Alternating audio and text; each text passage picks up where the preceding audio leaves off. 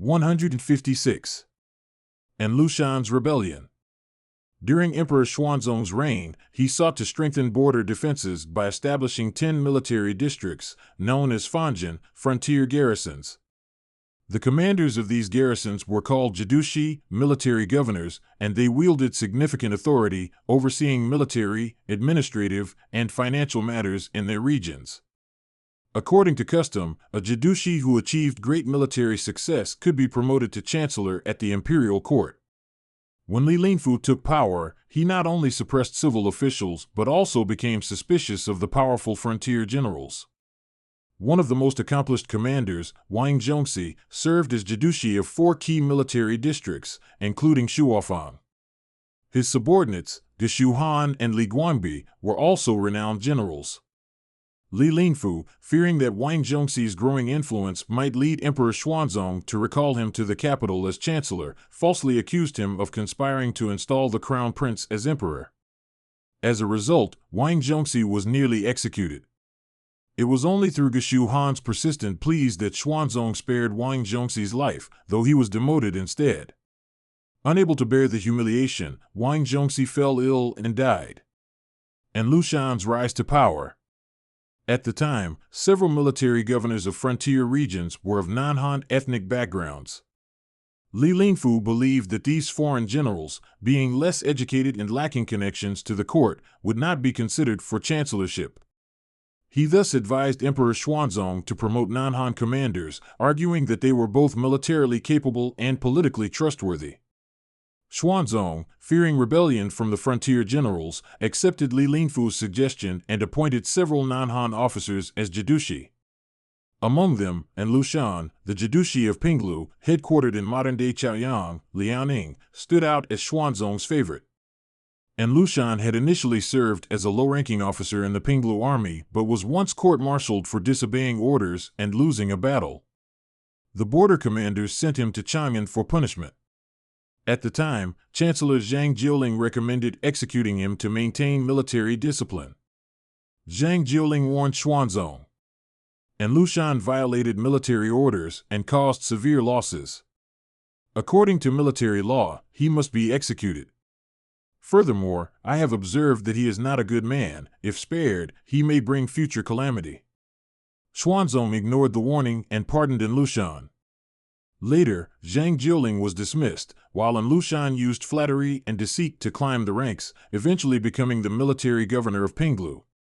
Within 3 years, he was also given control of Fanyang, modern Beijing. As Jidushi, An Lushan showered the imperial court with extravagant gifts, including rare birds, exotic animals, pearls, and treasures, to curry favor with Emperor Xuanzong. To impress the emperor with military victories, he resorted to treachery. He would invite the leaders of nearby tribal groups to banquets, secretly drug their wine, then slaughter their soldiers while they were incapacitated. He would then decapitate their leaders and present their heads to the court as trophies of war. An Lushan's deception. Xuanzong often summoned An Lushan to the capital, where the general employed cunning strategies to further endear himself to the emperor. He was exceptionally overweight, with a round belly and short stature. He deliberately played the fool, making himself appear harmless and comical. Xuanzong found him amusing and enjoyed his company. On one occasion, the emperor jokingly pointed at An Lushan's massive belly and asked, "What do you have inside such a big stomach?" Without hesitation, An Lushan replied, "Nothing but a heart filled with loyalty." Xuanzong was delighted, believing An Lushan to be completely devoted to him. As a reward, he granted him the noble title of Prince of Yin and built a lavish mansion for him in Chang'an, rivaling the residences of royal family members. An Lushan became so favored that Xuanzong allowed him to spend time in the inner palace. To solidify their bond, Yang Guifei even adopted him as her foster son. An Lushan was given free rein to move within the palace, treated as a member of the imperial family. With the unwavering trust of Xuanzong and Li Lingfu, An Lushan's power grew.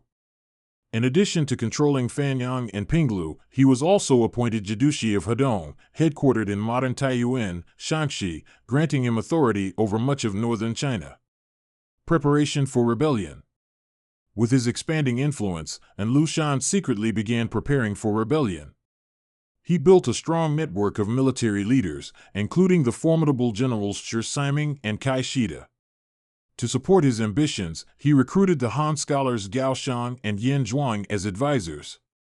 Additionally, he assembled an elite force of 8,000 warriors from various frontier tribes, stockpiled grain, and accumulated weapons.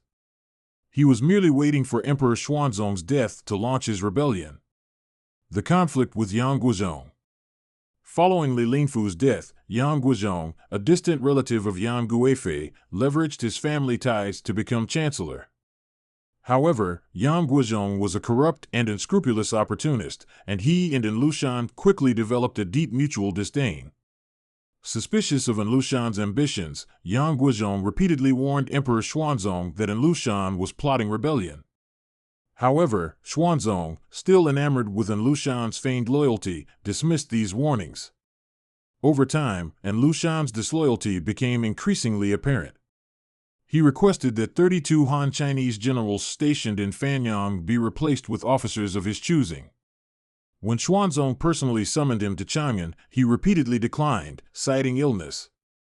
Finally, Xuanzong began to suspect An Lushan, but neither he nor Yang Guozhong took any meaningful precautions. The rebellion begins.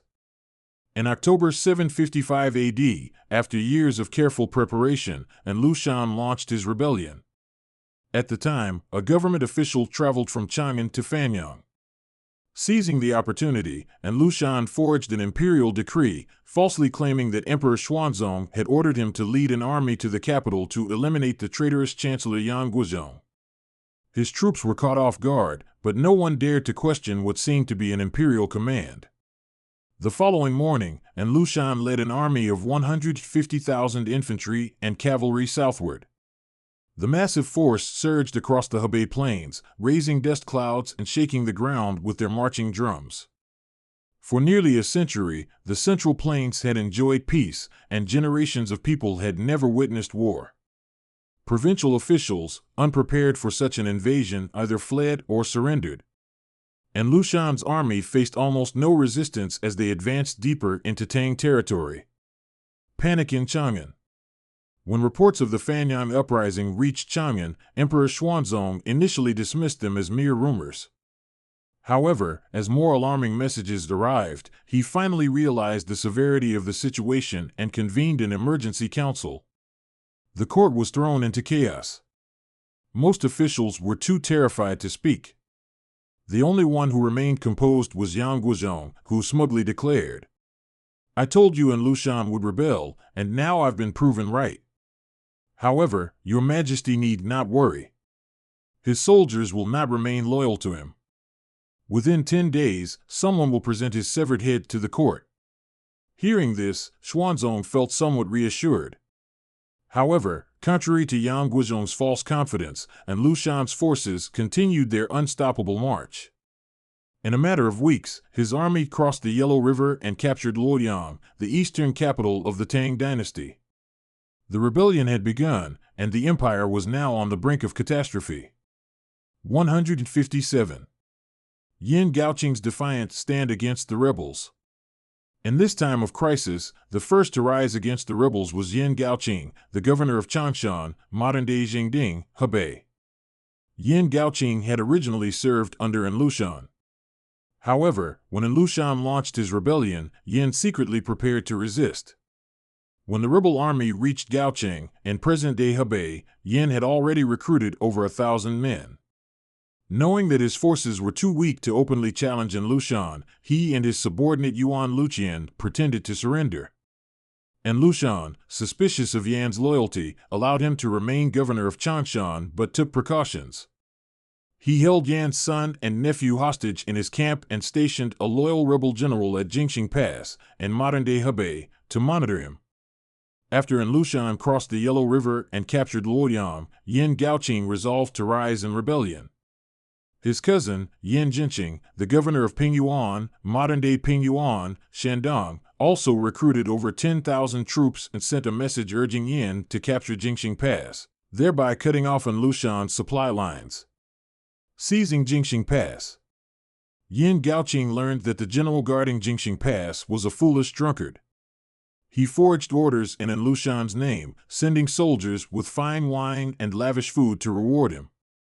As expected, the general drank himself into a stupor, at which point Yan's men killed him and seized the pass. After capturing Jingxing Pass, morale soared. The next day, Yan's forces captured 2 more rebel generals alive. He then sent messengers to the surrounding counties of Hebei, proclaiming, "The imperial court has dispatched 300,000 troops to suppress An Lushan. The army has already passed through Jingxing Pass and will soon arrive in Hebei. Those who surrendered to An Lushan out of fear should now return to the rightful side and will be rewarded generously. However, those who resist will be severely punished." Hearing this, many officials in Hebei's 24 counties began to waver. 17 counties switched allegiance back to the Tang dynasty, greatly weakening An Lushan's hold over the region. An Lushan's counterattack. At the time, An Lushan was preparing to march westward toward Tong Pass, a critical gateway to Chang'an. However, upon hearing of Yin Gaoqing's success and the unrest in Hebei, he was forced to abandon his offensive and return to Luoyang. There, he declared himself emperor of the Great Yin dynasty and ordered his generals Shi Siming and Kai Shida to lead 2 armies of 10,000 men each to recapture Changshan. Yin Gaoqing had won several victories, but his forces had only been fighting for 8 days. The fortifications around Changshan were incomplete, and his army was too small to withstand a large-scale siege. Despite the desperate situation, he sent an urgent plea for reinforcements to Wang Qingye, the governor of Taiyuan.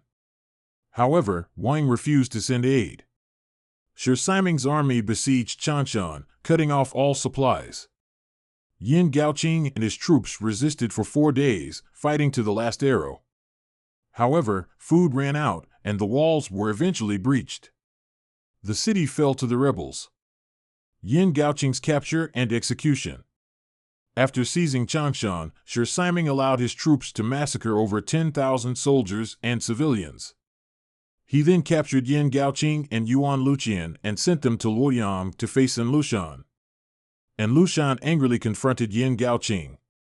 "I promoted you from a minor official in Fanyang to a governor. Why did you betray me?" Yin Gaoqing, filled with rage, defiantly rebuked him. "You were just a lowly shepherd. The Tang court made you a Jidushi of 3 major military districts. How has the empire wronged you? I took up arms to rid the country of a traitor. How is that betrayal?" Furious at being publicly humiliated, An Lushan ordered Yin Gaoqing and Yuan Luqian to be tied to a pillar and tortured. Despite the excruciating pain, Yin Gaoqing remained steadfast, cursing An Lushan without pause. The rebels, enraged, cut out his tongue, but even then, he continued to make muffled cries of defiance. Seeing Yin Gaoqing suffering, Yuan Luqian, in an act of unwavering loyalty, bit off his own tongue, spitting blood onto the face of a nearby rebel general. Both men died cursing their captors, never breaking under torture. The aftermath, the Tang dynasty strikes back. Though Yin Gaoqing's resistance lasted only a few weeks, his actions delayed the rebel advance, allowing the Tang court to mobilize reinforcements. Inspired others across Hebei to resist An Lushan. 1 month after his death, the Tang counteroffensive began. Li Guangbi, Jidushi of Hedong, led 10,000 infantry and cavalry, along with 3,000 elite archers from Taiyuan, and recaptured Jingxing Pass. Guozi, Jidushi of Shuofang, led an elite army and joined forces with Li Guangbi at Changshan.